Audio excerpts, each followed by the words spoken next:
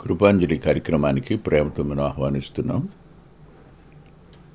ప్రత్యేకంగా ఈ రోజున జీవిత పాఠశాల అనే అంశంలో మనం ఒక నూతన అధ్యాయాన్ని ఆరంభించుకోబోతున్నాం. లేఖనంలో యోసేపుది ఒక ప్రత్యేకమైన స్థానం. ఒకసారి ఆలోచించేయండి.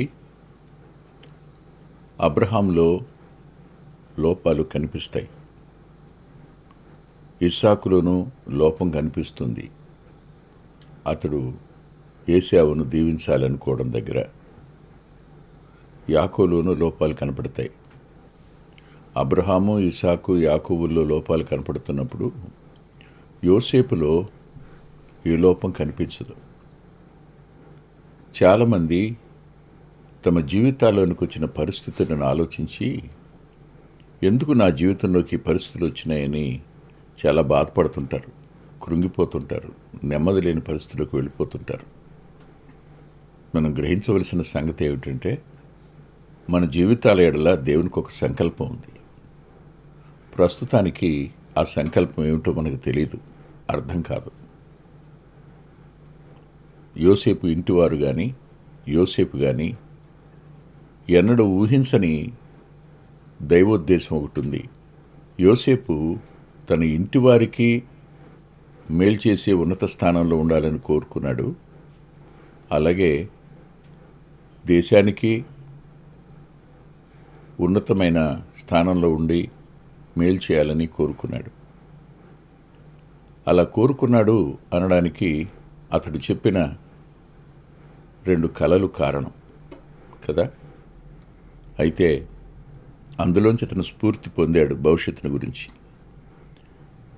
అతడు ఆ పరిస్థితుల గుండా ప్రయాణం చేస్తున్నప్పుడు ఏ వ్యక్తి అయినా, ఎలాంటి వాడైనా, పరిశుద్ధంగా జీవించినవాడు, ప్రత్యేకంగా బ్రతికినవాడు, నీతిమంతుడిగా ఉన్నవాడు, శోధనని గెలిచినవాడు, మంచివాడు, యథార్థవంతుడు, ఎన్ని లక్షణాలు మనం చెప్పుకున్నా అవన్నీ యోసేపుకు స్పష్టంగా నప్పుతాయి. ప్రభువు కూడా అంతే కదా. ఆలోచిద్దాం. యోసేపులో ప్రభు యొక్క ఛాయలు కనపడతాయి. తర్వాత కార్యక్రమాల్లో మనం చూద్దాం. యోసేపు జీవితంలో ఇప్పుడు చెరసాల్లోనే ఉన్నాడు. అందరి చేత మరువబడినవాడయ్యాడు. కానీ దేవుడు మర్చిపోలేదు. ఈ ఒక్క విషయాన్ని మనం జ్ఞాపకం పెట్టుకోవాలి. మనుషులు మర్చిపోతారు. మనుషులు మనల్ని అపనిందలు వేసినా, లేని వాటిని పుట్టించినా, అన్యాయపు తీర్పు తీర్చినా, మనం చేసింది వాళ్ళ దృష్టిలో అన్యాయంగా కనపడినా, మనం చేస్తున్నది దేవునికి తెలుసు. దేవుడు సమస్తం చూస్తున్నవాడు. ఒకానొక దినాన పరిష్కారం చేస్తాడు. ఆ పరిష్కారం వద్దకు వెళ్ళడానికి ముందుగా చిన్న ప్రార్థన చేసుకుందాం. ప్రేమగల మా ప్రియ పరలోకపు తండ్రి, జీవాధిపతి, కృపగల మీ హస్తాలకే, జాలి కలిగిన మీ హస్తాలకే ప్రత్యేకంగా మరోసారి వింటున్న మా ప్రియులను, మాట్లాడుతున్న నన్ను అప్పగించుకుంటున్నాను. నీ సన్నిధి కాంతి ప్రకాశింపు చేయండి. మీరు బలపరిచి మీ నామానికి మహిమ కలుగు చేసుకోండి. దుఃఖం గుండా ప్రయాణిస్తున్నవారు, అవమానంలో వేదన చెందుతున్నవారు, అన్యాయమైపోయిన పరిస్థితుల నడుమ నీ వైపే కరులెత్తి చూస్తూ, కన్నీటిని కారుస్తూ, నీ పాదాల మీద తమ కన్నీటిని ఒలకజేస్తున్న అనేక మంది పిల్లలున్నారు. వారందరినీ జ్ఞాపకం చేసుకో ప్రభువా. కార్యం చేయడానికి మీరే సమర్థులు. సమస్తం మీ ఆధీనంలోనే ఉన్నాయి. మీ చేతులకే సంపూర్ణంగా వింటున్న మా ప్రియులను, మాట్లాడుతున్న నన్ను అప్పగించుకుంటూ ఈ మా సమయాన్ని దీవెనగా మార్చండి. యేసుక్రీస్తు ప్రభువారి పేరట ప్రార్థిస్తున్నాం తండ్రి. ఆమేన్, ఆమేన్. ఒక మాట, క్యాలెండర్స్ కోసం కావాలని అడుగుతున్న వారికి మేము నిస్సహాయంగా చెప్తున్నాం, అయిపోయినాయి, లేవు. కాబట్టి ఇంకా మీరు కావాలని ఆనంద్ గారికి ఫోన్ చేయకండి. లేవు, క్యాలెండర్స్ అయిపోయినాయి. మరో మాట, నేను రాసినటువంటి డివోషన్స్ స్క్రిప్చర్ యూనియన్ వాళ్ళకి 5 సంవత్సరాల నుంచి రాయటం జరుగుతోంది. ఇది 5వ సంవత్సరం. అవి బహుశా కొన్ని మాత్రమే ఉండుంటాయి. మీరు స్క్రిప్చర్ యూనియన్ వాళ్ళనన్నా అడిగి తీసుకోవచ్చు, లేదు ఆనంద్ గారికి అన్నా ఫోన్ చేయొచ్చు. చాలా కొంచెం ఉండుంటాయి. అందులో కొన్ని ధ్యానాలు రాయడానికి 5 సంవత్సరాల నుంచి ప్రభు సాయం చేస్తున్నారు. దానికి కూడా నేను ప్రభుకు రుణస్తుని. ఆ రోజు జరిగిన పరిస్థితి ఏమిటి అనంటే, చీకటి తరువాత వెలుగు వచ్చినట్టు, ఉప్పెన వచ్చి వెళ్ళిన తరువాత తోటంతా సర్వనాశనం అయిపోయినట్టు కనపడుతున్నా కొత్త కొత్త విత్తనాలేవో ఆ వరద నీటిలో కొట్టుకుని వచ్చి నీకున్న పెరట్లో కొత్త మొక్కలు మొలిచి ఊహించని ఫలాలు ఇచ్చినట్టుగా ఒకరోజు ఉంటుంది ఖచ్చితంగా. ప్రస్తుతానికి పరిస్థితులన్నీ ఆవేదనాభరితంగానే కనపడతాయి. కానీ సంకల్పించిన దేవునికి తెలుసు ఏ సమయంలో నేను వెలుపలికి తేవాలి. ఆయన మన నిమిత్తం ఆలోచించిన ఆలోచన యావత్తు అది క్షేమకరమైంది. అపవాది దాడి చేసిన, అపవాది చేతుల్లో అనేకులు ఆయుధాలైనా దేవుడున్నాడు. ఆయన నిన్నడు మర్చిపోడు. మర్చిపోని విడువని దేవుని పాదాల సమీపాన మరోమారు నిన్ను నీవు అప్పగించుకోమని హృదయపూర్వకంగా మనవి చేస్తున్నాను. ఆలోచించండి. ఆ రోజు రాజుగారు తన దగ్గర ఉన్నటువంటి విద్వాంసులందరినీ పిలిపించాడు. ఐగుప్తులో ఉన్న శకునగాండ్రందరినీ పిలిపించాడు. కలల భావం చెప్తున్నామో అని చెప్పుకుంటున్న వారందరినీ పిలిపించారు. వారెవ్వరూ ఆయనకు వచ్చినటువంటి కలభావం చెప్పలేకపోయినారు. 9వ వచనంలో ఇలా ఉంటుంది, 41వ అధ్యాయం ఆదికాండం. అప్పుడు పానదాయకుల అధిపతి, అప్పుడు నిన్ను మర్చిపోయిన వారి అంతరంగంలో నిన్ను జ్ఞాపకం చేయడం కూడా ప్రభువే చేస్తారని హృదయపూర్వకంగా నమ్మండి. ఏమాత్రం సంశయించొద్దు. ఆయన విశ్వాసమునకు కర్త, దాన్ని కొనసాగించేవారు. ఆయన జ్ఞాపకం చేశారు. అప్పటి వరకు 2 ఏళ్ల కాలం మర్చిపోయిన పానదాయకుల అధిపతికి ఒక్కసారిగా రాజుగారి అవసరత, నిస్సహాయంగా పరిష్కారం చెప్తామన్న వాళ్ళు నిలిచిపోవడం గమనించినప్పుడు, అప్పుడు పానదాయకుల అధిపతికి ఎవరు జ్ఞాపకానికి వచ్చారు? నేను నా తప్పిదమును జ్ఞాపకం చేసుకొనుచున్నాను అన్నాడు. వాస్తవానికి మర్చిపోవడంలో కూడా దేవుని ఉద్దేశం ఉంది, దేవుని ప్రణాళిక ఉంది. రాజుగారిని ఒప్పించవలసిన అవసరం పానదాయకుల అధిపతికి వస్తే ఏ మాట మేర, ఏ ఆలోచన మేర వెలుపలి తేగలుగుతాడు? అతని సామర్థ్యం ఎంత? యోసేపుని గురించి చెప్పి ఏ కారణం చేత అతన్ని జైలు నుంచి విముక్తి చేస్తాడు? సాధ్యం కాదు కదా. ఇప్పుడు రాజుగారి అవసరత, తనకు యోసేపు చేసుకున్న మనవి, యోసేపు యొక్క నిర్దోషత్వం, ఈ 3 ఒకేసారి ముడిపడినట్టు అనిపించలా?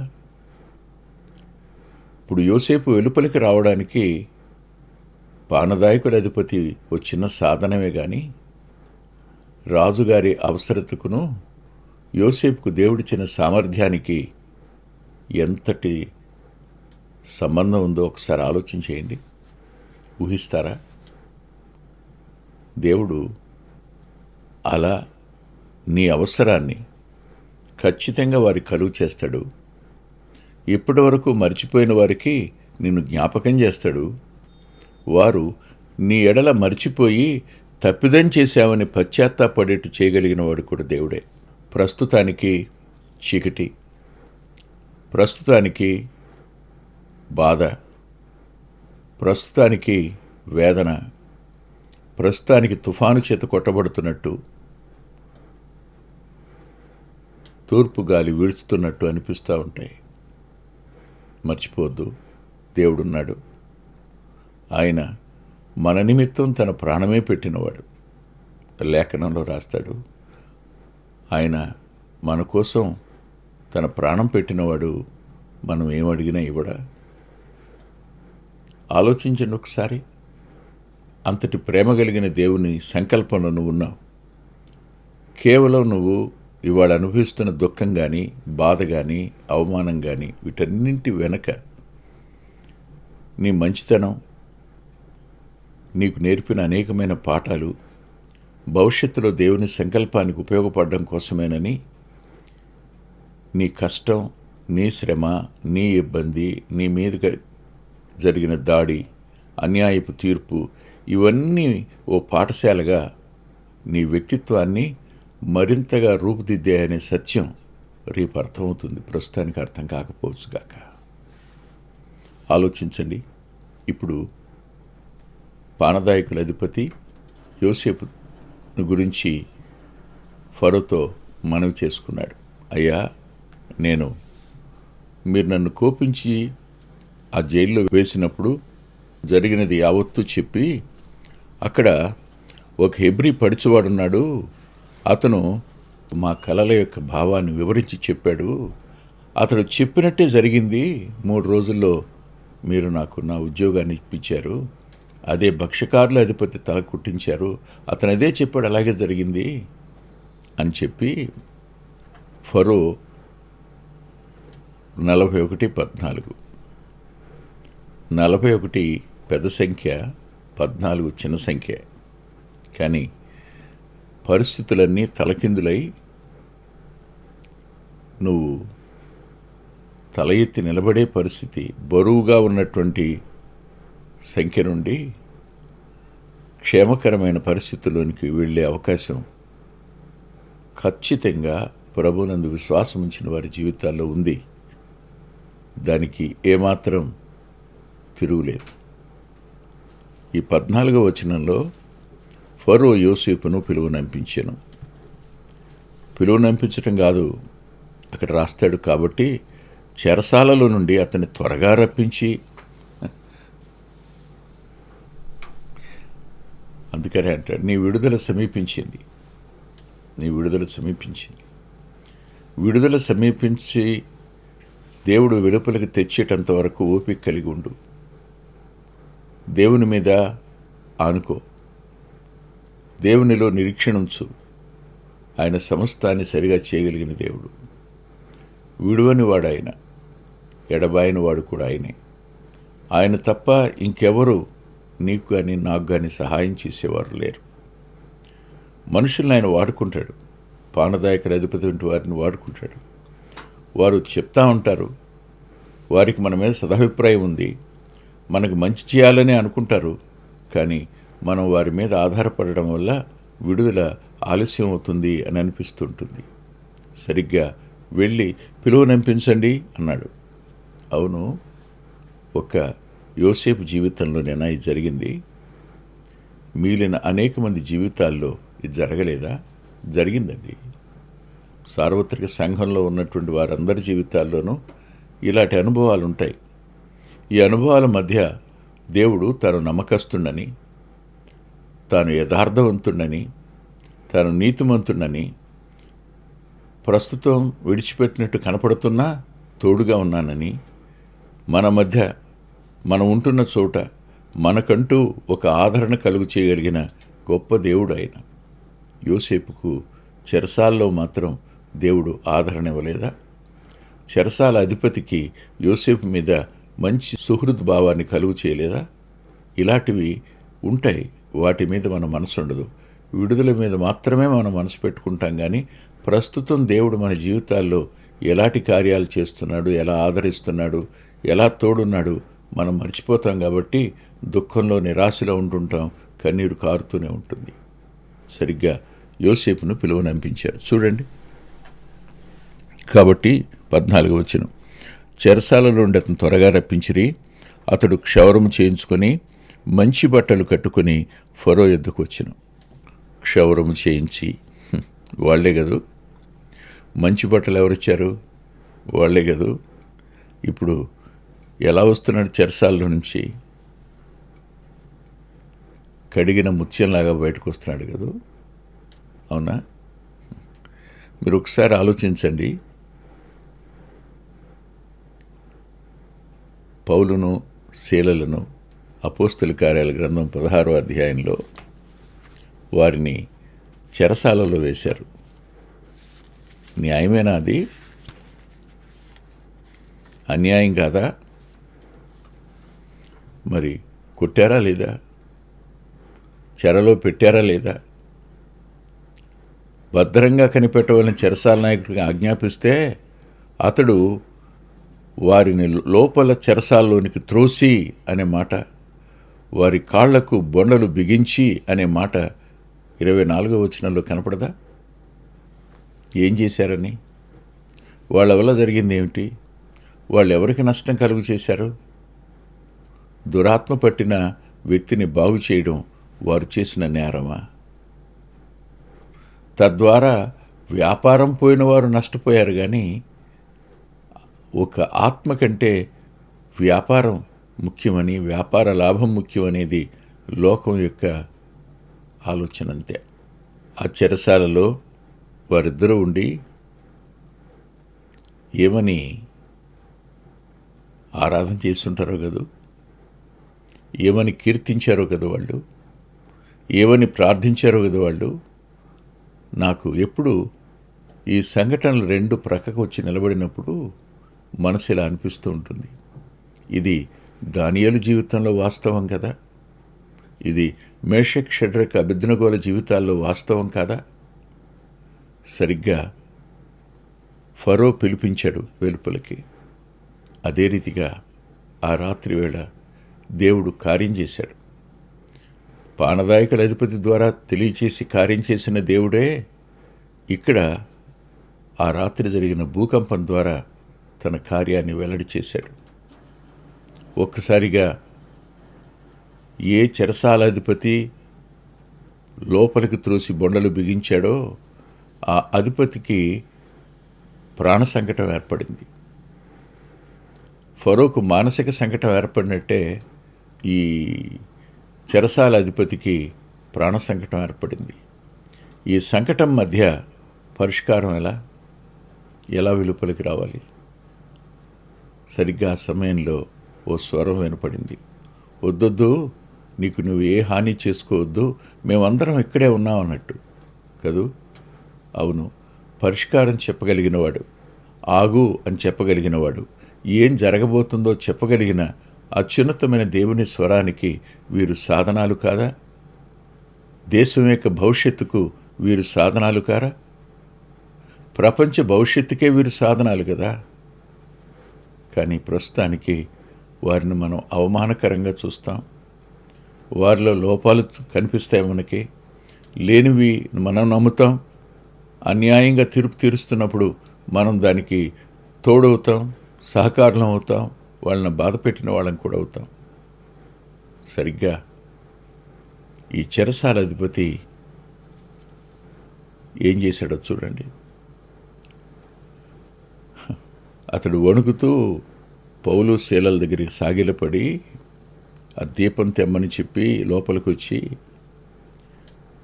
30వ వచనంలో వారిని వెలుపలికి తీసుకుని వచ్చి, అయలారా, రక్షణ పొందుటకు నేనేం చేయాలి అన్నాడు. ఫరో యోసేపును అడిగాడు. చెరసాల అధిపతి పౌలు శీలలను అడిగాడు, మేమేం చేయాలి? మమ్మల్ని ఏం చేయమంటావు కదూ. ఇప్పుడు ఎవరు నిన్ను బాధ పెట్టారో వారు నీ మీద ఆధారపడవలసిన పరిస్థితి ఒకటి వస్తుంది. నీవే వారికి సహాయం చేయవలసిన పరిస్థితి వస్తుంది. ఏ రాజ్యం లోపల నువ్వు అవమానాన్ని గురయ్యావో ఆ రాజ్యం దగ్గర, ఏ ప్రజల మధ్య నువ్వు అవమానించబడ్డావో ఆ ప్రజల మధ్య నీ తలను పైకెత్తే దేవుడు ఆయన. ఎన్నడూ విడిచిపెట్టడు, ఎన్నడూ విడినాడు. ప్రభువుని అవమానించారు, ప్రభువుని బాధ పెట్టారు, ప్రభువుని సిలువేశారు, ప్రభువుని చంపేశారు, ప్రభువుని బాధ పెట్టారు, సమాధిని భద్రం చేశారు. 3వ దినాన ఆయన తిరిగి లేచాడు.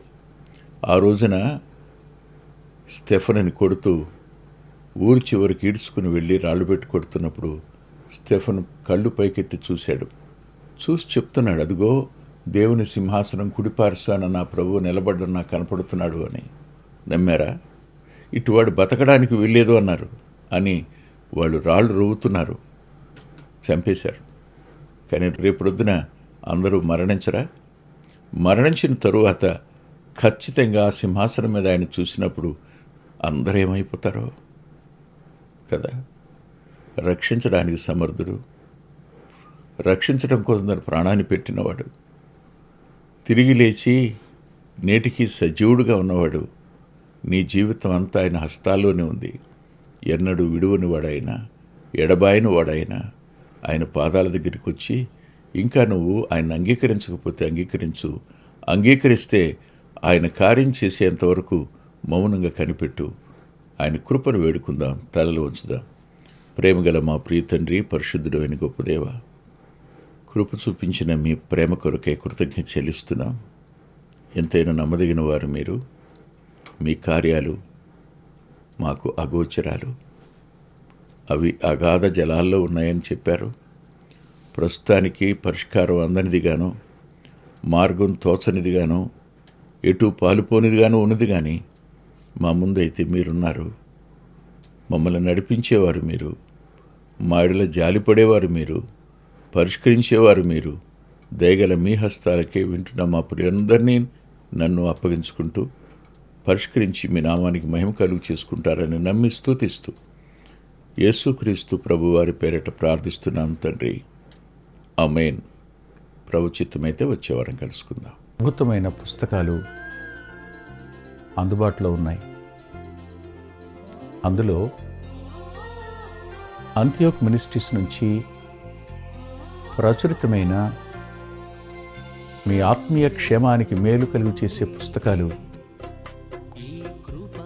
మీ ఆత్మలను దేవుని కొరకై ఉజ్జీవింప చేసే పుస్తకాలు, ప్రభువులాగా జీవించడానికి ప్రేరేపించే పుస్తకాలను దైవాత్మ సహాయంతో రాయటం జరిగింది.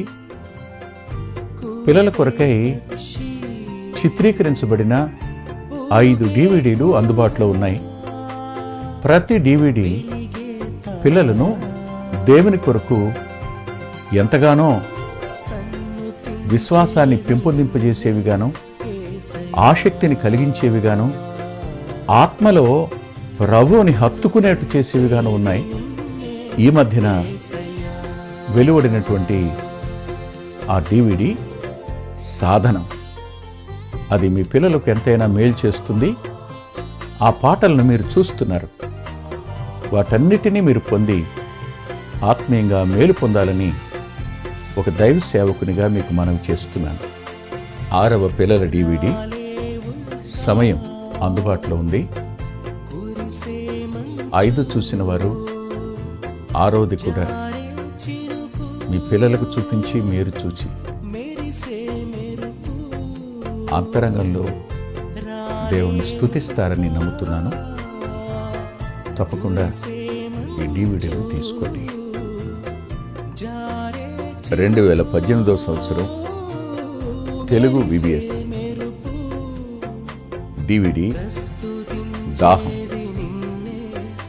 పిల్లల ఆత్మీయ క్షేమం కోసం 10 పాటలతో దృశ్యరూపకంగా దీన్ని తయారు చేయడం జరిగింది. తప్పనిసరిగా ఈ DVD తీసుకోండి. పిల్లలకు వీటిని పరిచయం చేయండి. ఈ పాటలు మీ పిల్లలకు నేర్పండి. మీ సండే స్కూల్లో ఈ పాటలు నేర్పడం మర్చిపోకండి. నూతనంగా వచ్చిన పిల్లల DVD ఐక్యత అనే టైటిల్ పెడదామనుకున్నాం, కానీ కలిసి ఉందాం అనేటువంటి టైటిల్ని పెట్టడం జరిగింది. కలిసి ఉందాం, అది పిల్లలకు ఎంతో ప్రయోజనకరమైన DVD. దానిని మీరు పొంది మీ పిల్లల ఆత్మీయ క్షేమాన్ని ఖచ్చితంగా చూస్తారని నేను నమ్ముతున్నాను. ఆ DVDని మీరు సంప్రదించి పొందవచ్చు. సాధు సాల్మన్ గారి జీవితం, ఆయన గోదావరి నది దగ్గర ఒక ఆశ్రమాన్ని స్థాపించి అనేక మందిని ప్రభువులోకి నడిపినవారు, అనేక మంది జీవితాలను ఆయన ప్రోత్సహించినవారు. ఎంతో ప్రోత్సాహకరమైన ఈ జీవితాన్ని చదివి మీరు తప్పకుండా ఆత్మీయమైన మేలు పొందుతారు. ఎంతో దిద్దుబాటు ఈ పుస్తకం మూలకంగా జరుగుతుంది. తప్పకుండా చదవండి. గత 30 సంవత్సరాలుగా, ఇది 31వ సంవత్సరం, క్రీస్తు సువార్త పత్రిక అనేక మంది ఆత్మీయ ఆకలిని తీరుస్తున్నటువంటి మాసపత్రిక. ఈ పత్రికను మీరు పొంది మీ ఆత్మీయ జీవితాలకు మేలు కలుగు చేసుకుంటారని హృదయపూర్వకంగా మీకు సిఫార్సు చేస్తున్నాను. గత 2 సంవత్సరాలుగా పిల్లల ఆత్మీయ క్షేమం కోసం సచిత్ర ద్విమాస పత్రిక నెలవంక వెలువడుతోంది. అనేక మంది పిల్లలు ఆత్మీయంగా మేము మేలు పొందామని వారి ఉత్తరాల ద్వారాను వ్యక్తిగతంగా కలుసుకున్నప్పుడు సాక్ష్యం చెబుతున్నారు. మీరు కూడా మీ పిల్లల కోసం నెలవంక పత్రికను మీరు పొందొచ్చు. అందుకొరకై ఈ క్రింద ఇవ్వబడినటువంటి ఫోన్ నెంబర్ని మీరు సంప్రదించండి. ప్రభు యేసు నీకే ఈ కృపాంజలి, ప్రభు యేసు నీకే ఈ కృపాంజలి. వీచే గాలి, కూసే పక్షి, ఊగే కుంభ, వెలిగే తారా, సన్నుతించేది నిన్నే. మా చిరునామా కృపాంజలి, బ్రదర్ పిల్లా వెంకటరత్నం, రామచంద్రపురం రోడ్, గుడివాడ, కృష్ణా జిల్లా, Andhra Pradesh. Our address Krupanjali, brother Pilla Venkataratnam, Ramachandrapuram road, Gudivada, Krishna district, Andhra Pradesh. Phone number 9490504299 9490504299. రాలేవుగా కురిసే మంచు,